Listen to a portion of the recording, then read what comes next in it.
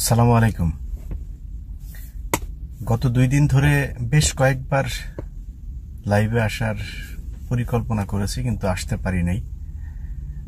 আপনারা সোশ্যাল মিডিয়াতে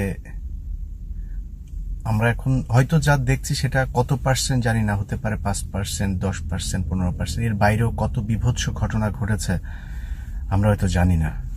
যতটুকু দেখছি ততটুকুতে কোনো সুস্থ মানুষ ঠিক থাকা সম্ভব না। এই ঘটনাগুলোর মাঝখানেই আওয়ামী লীগের কিছু লোকজন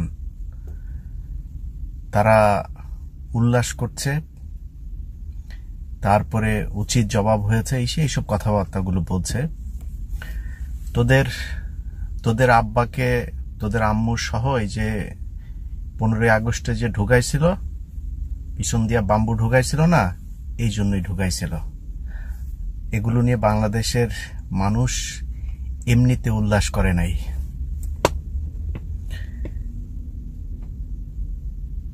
অনেকেই এখন মনে করছেন যে আন্দোলন করা হলো না, আন্দোলন শেষ হলো না।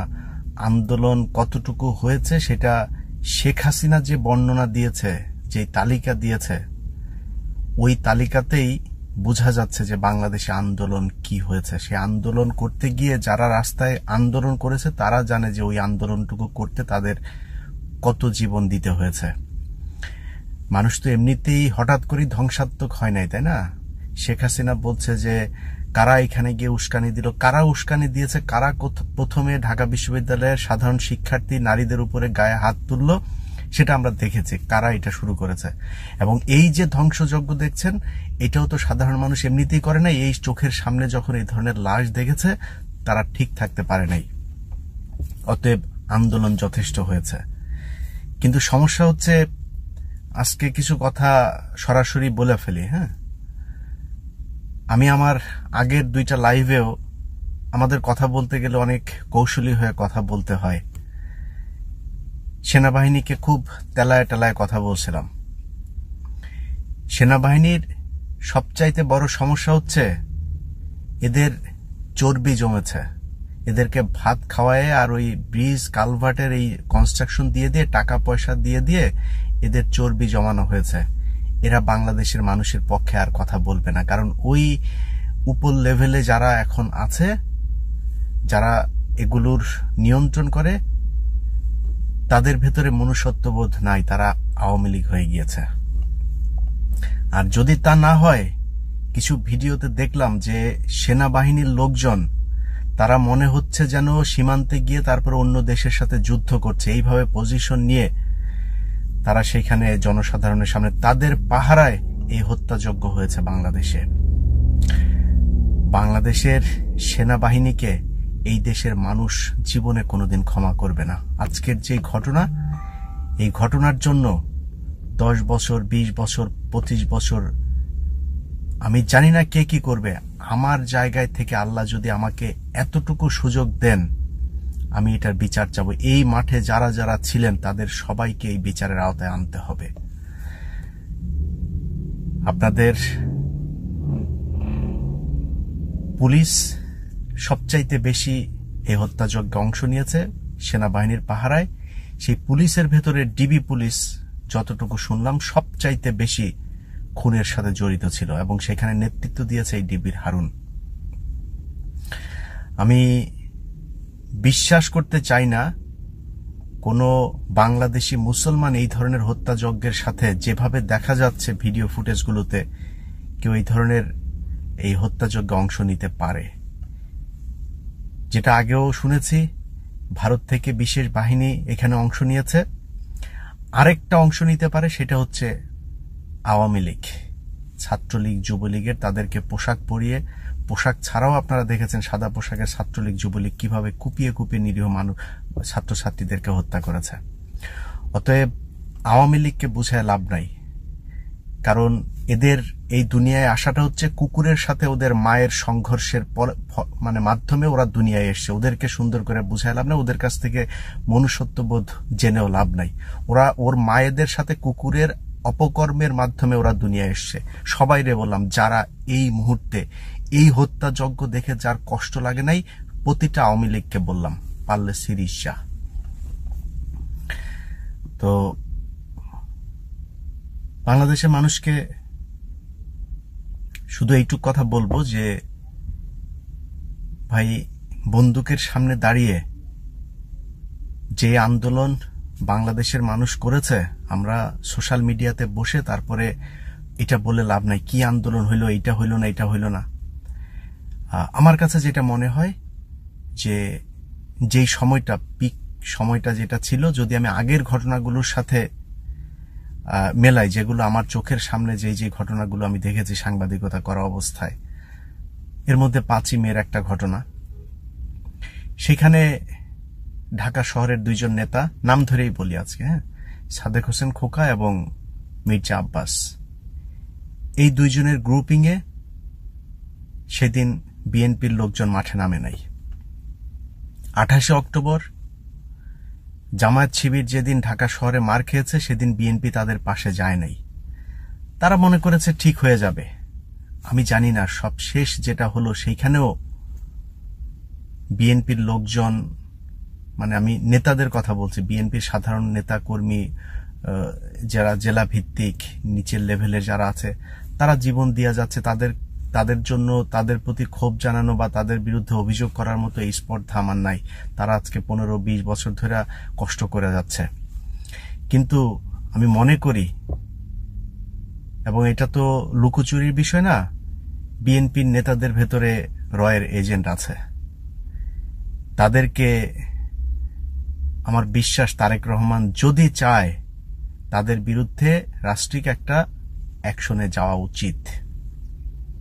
কারণ বারবার তাদের কারণে বিভিন্ন আন্দোলনে সমস্যা হবে, বিভিন্ন কথাবার্তা বিএনপির ভেতরের কথাবার্তা যায়, তারপর আওয়ামী লীগকে জানায় দিবে, তাদের হয়ে কাজ করবে, তারপরে তাদেরকেই দেখবো আবার ফের নানান প্রোগ্রামের ভেতরে। তাইলে সমস্যা আছে। বাংলাদেশের মানুষ বিএনপির কাছ থেকে অনেক কিছু আশা করে। আজকে 3 দিন হলো বিএনপি থেকে তেমন কোনো দিক নির্দেশনামূলক কোনো কিছু দেখছেন। আমি কিছুক্ষণ পরপরই তারেক রহমানের পেজেও যাচ্ছি, সেখানেও কোনো দিক নির্দেশনা দেয়া হয় কিনা সেটাও দেখলাম না। হয়তো তারা সেটা নিয়ে চিন্তা ভাবনা করছেন, নিশ্চয়ই আমরা খুব দ্রুতই সেটা দেখতে পারবো। কিন্তু আমার মনে হয় যে বাংলাদেশের যেসব মানুষজন বলছিল আন্দোলন হয় নাই, আন্দোলন আরো কিছু হইতে পারত, আমরা সোশ্যাল মিডিয়াতে বসে যত কথাই বলি, আন্দোলন যথেষ্ট হয়েছে। একটা মানে গণতান্ত্রিক না, একটা অসভ্য নির্মম যেসব আইন কানুন যে দেশগুলোতে চলে, আমরা তো আফ্রিকাকে বলি তারা এখনো মানে মানুষের ইয়েতে আসে নাই, সে আফ্রিকান সমাজেও এখন পর্যন্ত এইভাবে মানুষকে কুপিয়ে আর গুলি করে হত্যা করা যায় না। কোন রাজনৈতিক আন্দোলনে এইভাবে মানুষকে হত্যা করা যায়, এটা পৃথিবীর ইতিহাসে কোনো দেশে এই 2024 সালের পৃথিবীতে সম্ভব না। যখন সামনে থেকে এইভাবে গুলি করা হবে, কতক্ষণ তাদের সামনে পৌঁছানো যায়। পৃথিবীর দক্ষিণ এই আফ্রিকার মতো দেশগুলোতেও আপনি দেখেন, এই ধরনের ঘটনার ধারে কাছে না যেতেও সেনাবাহিনী ক্ষমতা টেক ওভার করে। আমাদের সেনাবাহিনী ব্রিজ কালভার্ট আর পিছন থেকে কামান টামান নিয়ে, ট্যাঙ্ক নিয়ে, তারপরে পুলিশ, ছাত্রলীগ, যুবলীগ তাদেরকে সুযোগ করে দিয়েছে তাদেরকে হত্যা করার জন্য, এই সাধারণ মানুষদেরকে। এটাই গত এই যেই কারফিউর মধ্যে সারা বাংলাদেশকে সারা পৃথিবী থেকে বিচ্ছিন্ন করে রেখে তারপরে বাংলাদেশে ঘটেছে। অতএব আমি আগেও যে কথাটা বলেছি, যারা যেভাবে যুদ্ধ করবে তাদের সাথে সেইভাবেই যুদ্ধ করতে হবে। আমি চুয়াডাঙ্গায় আমার জন্ম হয়েছে, চুয়াডাঙ্গায় আমি বেড়ে উঠেছি, আমার ইন্টারমিডিয়েট পর্যন্ত আমি চুয়াডাঙ্গায় থেকেছি। অতএব আমার জীবনের বলতে পারেন যে একটা বিশাল সময় আমার সেখানে কেটেছে। আমি যখন খুব ছোট প্রাইমারি স্কুলে পড়ি, 2, 3, 4 এই সময়, এরপর থেকে আস্তে আস্তে আপনার ঠিক হতে শুরু হয়েছে। তো সেই সময়ের মানে যে র্যাব, চিতা, কোবরা নানান দল গঠন মানে সংস্থা গঠিত হয়েছিল, আপনারা জানেন, এগুলোর পরে কিছুটা ঠিক হয়। সেই সময় আমাদের সকালবেলা প্রতিদিন ঘুম ভাঙতো। চুয়াডাঙ্গার যারা আছেন তারা জানেন, অনেক বিভৎস লাশ দেখতাম। আমি আমার নিজের চোখে দেখা লাশগুলোর বর্ণনা দিই আপনাদেরকে। একজনের গলা কেটে রেখেছে, আর কোমরের নিচের টুকু কাটা, 3 টুকরা করে 3 পাশে ফেলে রেখেছে। আপনার পেট কেটে, গুলি করে পেট কেটে তারপর ভুঁড়ি বের করে পাশে রেখে দিয়েছে, রেখে দিয়ে তারপরে ওইভাবে। আমার যে গ্রাম, আমার গ্রামের পাশে একটা গ্রাম আছে সুজায়তপুর, সেই গ্রামের একজনকে মেরেছিল আমার মনে আছে। তার মাংস পাঠিয়ে দিয়েছিল কুচি কুচি করে, তারপরে ওই যে সাদা যে সারের বস্তা আছে না, ওই যে সিমেন্টের যে বস্তাগুলো, ওই বস্তার ভেতরে কুচি কুচি করে মাংস কেটে, সেটার কোনো মানে পা হাত মাথা কোনো কিছু অস্তিত্ব নাই। উপরে তখনকার দিনে একটা সিগারেট ছিল, সম্ভবত রেড এন্ড হোয়াইট বা এই টাইপের একটা সিগারেট। ওই সিগারেটের প্যাকেটের ভেতরে পাইলট কলম, তখন ওই দোয়াতের কলম ছিল, এই পাইলট কলম দিয়ে ওইটা বস্তার মধ্যে গেড়ে দিয়েছে। ওখানে লেখা ছিল মনির লাশ, মনি নামে একজনকে আপনার মারা হয়েছিল। তো এই ঘটনাগুলো আমাদের চোখে দেখা। তখন অত কিছু বুঝতাম না, কিন্তু পরে এই যে রাজনৈতিক বিভিন্ন বিশ্লেষণ করে তারপরে দেখলাম এগুলো শুরু হয়েছিল কোথা থেকে। এগুলো শুরু হয়েছিল এই শেখ মুজিবের 72 থেকে 75-এর।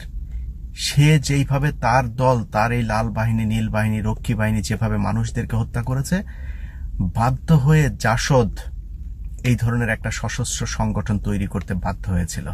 তখন কি হতো, পূর্ব বাংলা কমিউনিস্ট, সর্বহারা, গণবাহিনী, এই ধরনের হক পার্টি, এই ধরনের কয়েকটা পার্টির ভেতরে মারামারি হতো। এই মারামারিগুলো কি হতো, এরা সাধারণ মানুষকে কখনো মারতো না। আমাদের বাসাতেও এসে ওরা বলতো যে স্যার খেতে দেন। আমার বাবা ছিলেন শিক্ষক, অনেকেই চিনতো, হ্যাঁ, তো ওদের ভেতরে ওই স্টুডেন্টদের মধ্যেও অনেকেই ছিল, স্যার খাবার দেন। তো আমাদের বাড়িতে আবার মানে তখন ওই পোল্ট্রি ফার্ম ছিল, তো মুরগি টুরগি বিভিন্ন ধরনের আমার মা শখ করে করতো, বিভিন্ন ধরনের মুরগি ছিল, তো তাদেরকে খাওয়াইতে হতো। তারা কখনো আমাদের কোনো ক্ষতি করতো না। মসজিদে এসে মাইকে ঘোষণা দিত যে চাঁদা দিয়ে যান, যার যে পরিমাণে চাঁদা দিয়ে আসতে হতো। তখন ব্যাটারি লাইট ছিল, 3 ব্যাটারি লাইট কাউকে ইউজ করতে দেওয়া হতো। তো মানে ওইটা আলোচনাটা কেন করছি, যে এই পরিস্থিতিটা তারা তাদের ভেতরে শুধু রাজনৈতিক যে দ্বন্দ্ব, সেটাই তারা শুধুমাত্র ওই তাদের প্রতিপক্ষকেই তারা খুন করতে, এবং এক প্রতিপক্ষের হাতে আরেক দলের লোক কখনো ধরা পড়েছে এবং তাকে হত্যা করা হয় নাই। সবচাইতে বেশি মানুষকে মারা হয়েছিল হচ্ছে ইট ভাটার ভেতরে ঢুকিয়ে, ইট ভাটার ভেতরে নিয়ে ফেলে দিত। এইভাবে সবচাইতে বেশি মানুষ মারা হতো। বিভিন্ন বিভৎস লাশ। আপনার একটা গ্রাম আছে, আমি তখন 10 মাইল নামে একটা জায়গা আছে, ওইখানে থাকি। হাসনহাটি খাসপাড়া নামে একটা গ্রাম ছিল। ওই হাসনহাটি খাসপাড়া, ওইখানের থেকে একটা লোককে ধরেছিল, তার নাম হচ্ছে মোয়াজ্জেমকে ধরে নিয়ে যায়, আমাদের সামনে দিয়ে ধরে নিয়ে যেয়ে তারপর 10 মাইল মাদ্রাসার পেছনে একটা মাঠ ছিল, সেখানে আপনার তার যে গোপন অঙ্গ সেটা কেটে তার গায়ে ওই যে ফতুয়া টাইপের ছিল, ফতুয়ার পকেটের ভেতরে গোপন অঙ্গটা রেখে তারপরে তাকে গুলি করে ধুয়ে চলি। মানে একজনের প্রতি আরেকজনের ক্ষোভটা কি পরিমাণে ছিল, এটা তখন বুঝতাম না যে একজন মানুষকে গুলি করলেই তো হয়, জবাই করলেই তো মারা যেত, এরকম করতো কেন। মানে ওদের ক্ষোভ, এই যে এক পক্ষ আরেক পক্ষের মানুষজনকে এইভাবে যে মারতো, ওরা ওইটার প্রতিশোধ নিত। সেটা শুরু হয়েছিল কোত্থেকে? শুরু হয়েছিল এই রক্ষী বাহিনী, তাদের নির্যাতনের থেকে। এই পরবর্তীতে গণবাহিনী, সর্বহারাটারা, কমিউনিস্ট, পূর্ব বাংলা যা যা আছে, এগুলো তৈরি হয়েছিল। এমনিতে তারা এত বিভৎস, এত হিংস্র হয় নাই। অতএব শেখ মুজিবের বিরুদ্ধে তখন যারাই কথা বলতো, তাজউদ্দিনকে ছড়িয়ে দিয়েছে। মুক্তিযুদ্ধের সর্বাধিনায়ক জেনারেল ওসমানী, তাকে শেখ মুজিব রাখে নাই, বের করে দিয়েছে। যে কথা বলতো, সত্য কথা বলতে গেলেই তাকে বের করে দিত। আতাউর রহমান খান, মনসুর আহমেদ, তাদের বই পড়েন, তাহলে বুঝতে পারবেন যে শেখ মুজিব কত বড় বদমাইশ আর হিংস্র। আজকে যা ভিডিওতে দেখছেন, ওগুলো খালি ভিডিওতে নাই, বইতে লেখা আছে। এখন আপনারা হয়তো সেগুলো বিশ্বাস করেন না, মনে করেন যে মনে হয় কোনো একটা কিছু, আর বই তো পড়েনও না। আমি নিজেও বই পড়ার অত অভ্যাস করতে পারি না, একটু পড়তে চাই না। আর তো এগুলো কিন্তু সত্য, বাস্তব ঘটনা। এখন আপনি যখন কিনা এরকম একটা দুর্ধর্ষ, হিংস্র একটা বাহিনীর সাথে একটা রাজনৈতিক দলের সাথে আপনি যখন লড়াই করবেন, আপনাকে ওই লড়াইয়ে তারা যেমন যে অস্ত্র ব্যবহার করবে, আপনাদেরকে সেই অস্ত্রের সামনে দাঁড়াতে গেলে আপনার ব্যক্তিগত নিরাপত্তার জন্য যা করা প্রয়োজন আপনাকে সেইটাই করতে হবে। কারণ এই দেশে এখন আইন নাই, বিচার নাই। যেই দেশে সেনাবাহিনী নাই, আপনি সেই দেশে কার কাছে কি চাবেন? এই ঘটনার পরে তো আর সেনাবাহিনীর প্রতি আর কোনো নাই। সেনাবাহিনীর এখন বহু অফিসার আছে, এখানে আছে, লন্ডনে আছে, বিভিন্ন জায়গায় সেনাবাহিনীর অফিসার আছে, ভদ্র হয়ে গিয়েছে তারা এখন বিশাল ভদ্র। অথচ এই সেনাবাহিনীর অফিসাররা খালেদা জিয়ার বাড়ি থেকে খালেদা জিয়াকে বের করে তার ফ্রিজের ভেতরে মদ ঢুকানোর সাথে জড়িত। এখনো এখানেও বড় বড় কথাবার্তা বলে তারা এখন ভালো মানুষ হয়ে গিয়েছে। আরে ভাই, যখন চাকরিতে ছিলেন তখন আপনি কোথায় ছিলেন? আমি ইলিয়াস হুসাইন, আমি 2014 সালের 5 জানুয়ারি নির্বাচনের কারণে আজকে নির্বাসিত। আমি আমার সামনে 2014 সালের 5 জানুয়ারি নির্বাচনে যা দেখেছি সেটাই দেখিয়েছি। ডিজিএফআই ধরে নিয়ে গিয়েছে, সমস্যা নাই, তারপরে বের হয়ে এসে যা করার সেইটাই করেছে। কোনোদিন উল্টাপাল্টা কোনো নিজের চরিত্রকে কোনোদিন পরিবর্তন করি নাই। আপনি চাকরিতে থাকা অবস্থায় আপনি সুখে শান্তিতে টাকা পয়সা কামায় নিয়ে এসে এখন আমেরিকাতে ব্যবসা বাণিজ্য করছেন, লন্ডনে যায় ব্যবসা বাণিজ্য করছেন। ওই তারেক সিদ্দিকের সাথে আপনাদের এক সময়ের ব্যবসা ছিল, এখন আপনারা ভদ্র হয়ে গিয়েছেন। এখন ভদ্র হয়ে তো লাভ নাই। যারা এখন চাকরিতে আছেন, চাকরি থেকে বের হয়ে আসে তারপরে বলবেন ইলিয়াস ভাই আমরা তো কিছু করার ছিল না, আসলে চাকরিটা ছেড়ে দেন। আপনি তো পুলিশের কনস্টেবল না, তাই না? আনসারে চাকরি করেন না তো। আপনি যে চাকরি করেছেন এতদিনে আপনার মোটামুটি একটা ব্যাংক ব্যালেন্স হয়ে গিয়েছে, চলে আসেন, দেশ থেকে বের হয়ে যান, যায় তারপরে বলেন মানুষকে যে সেনাবাহিনীর অবস্থাটা কি, সেনাবাহিনী কাদের কথায় পরিচালিত হচ্ছে, কাদেরকে পোশাক পরিয়ে সেই রাতের অভিযানে পাঠানো হয়েছিল। আপনারা আপনাদের মুখ থেকে বলেন সেটা, তাহলে মানুষ বুঝবে যে দেশের অবস্থাটা আসলে কি। আরামে থাকবেন, সুযোগ মতো এসে তারপরে আবার বিএনপিতে যোগ দিবেন, তারেক রহমানের সাথে যায় দেখা করতে চাবেন, এটা হইতে পারে না। আমার বিশ্বাস করেন, লাইভে আসলে কি বলবো না বলবো, এই যে ভিডিওটা দিচ্ছি এইটাও কি আপলোড দিব কিনা আমি জানি না, এরপরে আরো করতে হবে কিনা জানি না। খুব খারাপ ভাষায় কথাবার্তা বলেছি, খুব নিজেরা কন্ট্রোল করতে পারিনি। কয়েকটা ভিডিও কেটে দিয়েছি, আবার এখন বসেছি আরেকটা ভিডিও করার জন্য। এরপরেও করবো কিনা জানি না, কোনটা আপলোড দিব জানি না। কতটুকু নিজেকে নিয়ন্ত্রণ করা যায় এর চাইতে বেশি আর সম্ভব না আমার পক্ষে। নিজের ক্ষমতা নাই, আপনাদের জন্য কিছুই করতে পারছি না, কষ্ট লাগছে, খুব খারাপ লাগছে ভাই। বিশ্বাস করেন, যে ভিডিওগুলো দেখা যাচ্ছে সোশ্যাল মিডিয়াতে, এটা আসলে সম্ভব না।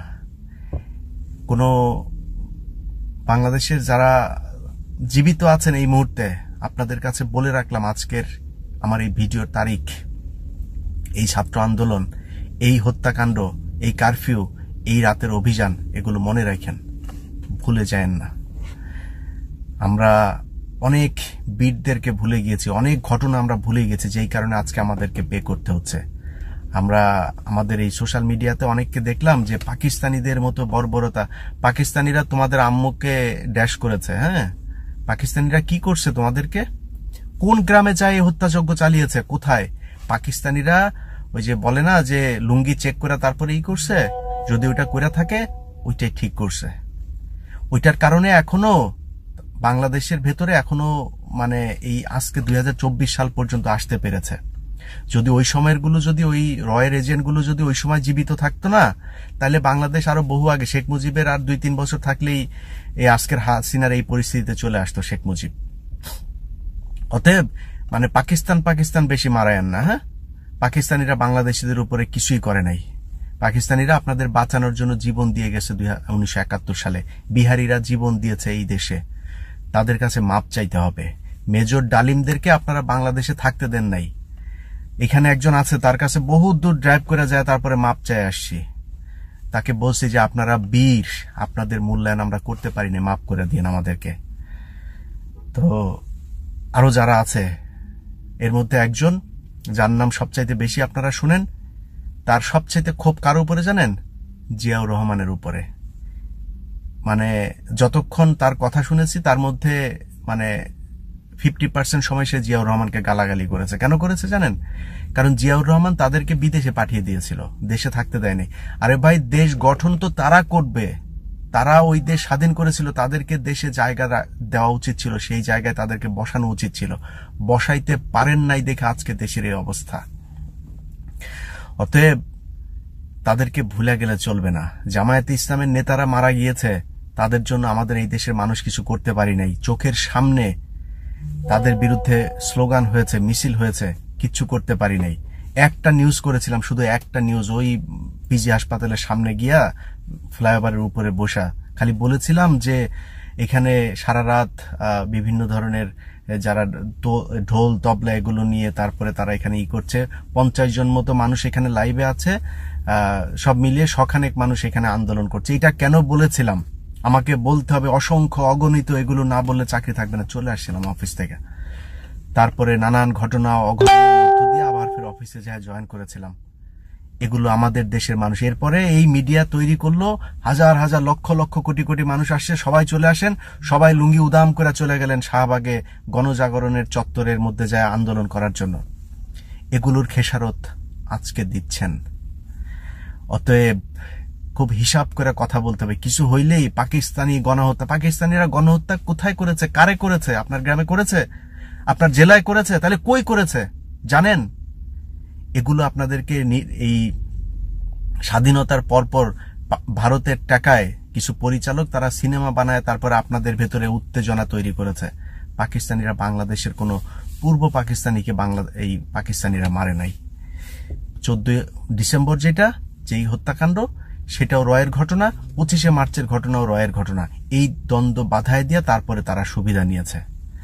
অতএব কথাবার্তা বলতে গেলে খুব হিসাব করে বলতে হবে। হ্যাঁ, এখন 50 বছর পার হয়ে গিয়েছে, তো এখনো হুঁশ জ্ঞান হইতে হবে। কারা এই দেশটাকে অস্থির করছে, কারা আপনার বন্ধু, কারা আপনার শত্রু, এটা বোঝা খুব জরুরি। আমার বিশ্বাস বাংলাদেশে শেখ হাসিনা যে হত্যাকাণ্ড ঘটিয়েছে, এরপরে স্বাভাবিক পরিস্থিতি ফিরিয়ে আনার কোনো সুযোগ নাই। যে যার জায়গা থেকে যেভাবে পারেন, আপনার মনে করার কোনো কারণ নাই বিএনপির নেতা, জামায়াতের নেতা, কোন দলের নেতা আপনাকে যা হুকুম দিবে, ওই হুকুম আপনার জানার দরকার নেই। আপনার গ্রামে 5 জন আছেন, ওই 5 জন নিয়ে আপনি আপনার মতো করে দাঁড়াইতে হবে। পুলিশের বিশাল বাহিনীর সাথে যুদ্ধ করার দরকার নাই, পুলিশের একটা গাড়ির সাথে যুদ্ধ করতে হবে। ছাত্রলীগের বিশাল বাহিনীর সাথে যুদ্ধ করার দরকার নাই, ছাত্রলীগের যখন তারা আলাদা আলাদা থাকবে তাদের সাথে গিয়ে যুদ্ধ করতে হবে। অতএব সেই পরিকল্পনা আপনাদেরকে করতে হবে। আপনাদেরকে মানে আপনাকে, আপনি যিনি শুনছেন আপনাকে করতে হবে। আপনার এলাকায় 4 জন 5 জন 10 জন নিয়ে আপনাকে করতে হবে। যুদ্ধ ঘোষণা দিয়ে হওয়ার দরকার নাই। এই যুদ্ধ চলবে যতদিন পর্যন্ত এই দেশ ভারত মুক্ত না হবে, হাসিনা মুক্ত না হবে, এবং আওয়ামী লীগের যাদের মায়েদের সাথে কুকুরের সংঘর্ষের মাধ্যমে পয়দা হয়েছে তাদের যতদিন পর্যন্ত উৎখাত করা না যাবে ততদিন পর্যন্ত চলবে বলে আমি মনে করি। আল্লাহ হাফেজ।